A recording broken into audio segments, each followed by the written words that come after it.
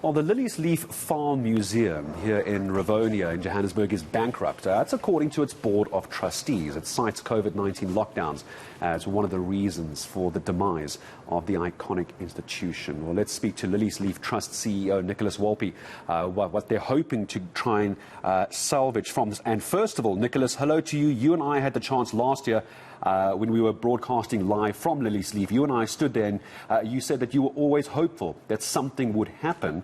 So just tell me, let's start here. Is the museum bankrupt? Good morning, Gareth. Good to chat to you again. The simple answer to that question is yes, it is. It is financially bankrupt. How did we get here?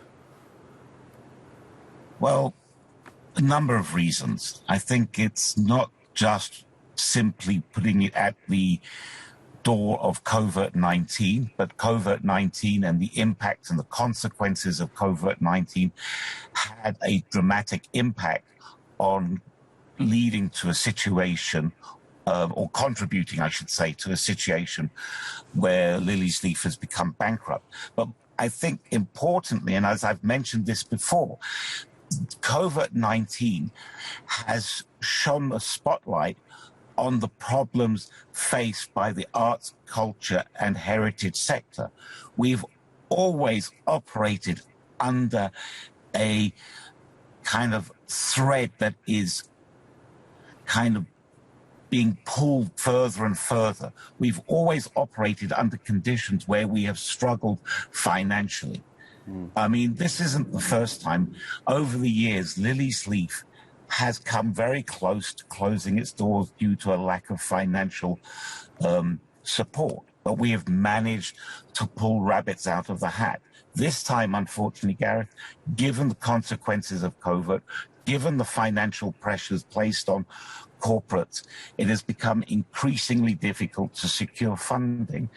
And you know, we haven't relied on government for funding in the past. We haven't relied on the support of the department. But the conditions today are completely different. I think it's just worth mentioning the significance, Nicholas, if you could, just to remind viewers. I know you and I are talking about Liliesleaf. Somebody might not be able to put two and two together very quickly. But my point of my question is the heritage, the history. When you walk around the farm, it's sad to think that there isn't a corporation or a government department, and I want to almost imagine arts and culture coming in here and going, it is too important when you talk about the names like Nelson Mandela at the farm and the struggle against apartheid, how you and I even still, once again, having this conversation. Surely there is someone in government that can come to the rescue here, or do you believe it really is, this time, doors closed? Well, firstly, I don't believe it is doors closed permanently, because it would be a travesty of justice if we allowed, as you said, such a significant and important historical site to close its doors.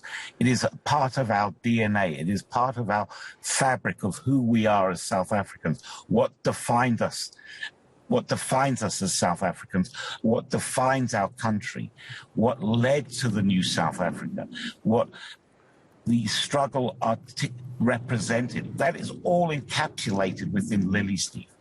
So why are we in this position, to kind of come back to the question you've asked? One of the problems is, Gareth, is the reality is history is slowly but surely being pushed to the periphery. It is not seen as important. It is not seen as critical.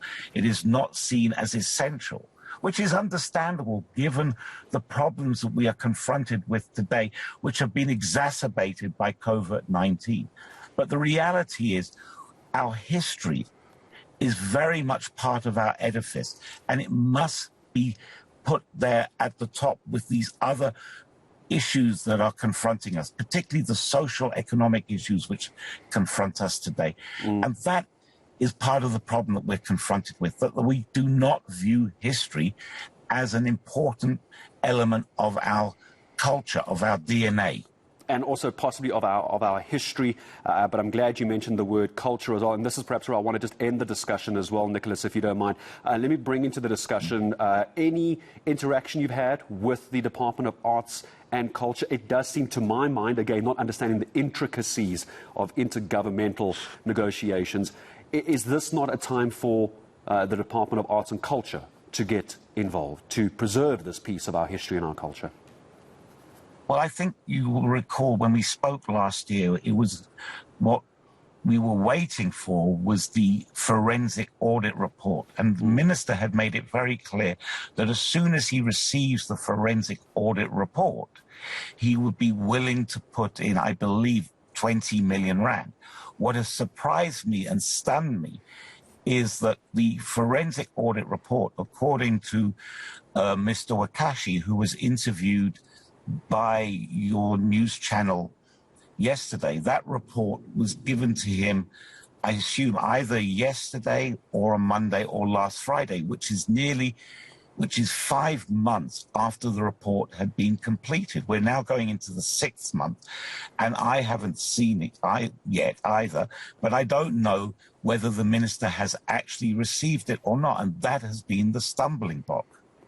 Nicholas Wolpe, thank you very much indeed for taking time once again to speak to us this morning. CEO of the Liliesleaf Trust, Nicholas Wolpe, talking to us. And I think it's just so important to remind people of the kind of names that we immediately associate with those who were arrested and accused in the Rivonia trial as well. There's also an exhibition of Chief Albert Lutuli as well, Nelson Mandela's room that I personally was in last year at Liliesleaf Farm. That's the kind of art, culture and history that we are talking about as far as Liliesleaf is concerned. Of course, we're going to try and take that conversation forward, speak to any potential supporters of Liliesleaf. But as Nicholas says, it was that audit of the finances, and there could still be a Hail Mary from a quarter. One of those quarters could be the Department of Arts and Culture.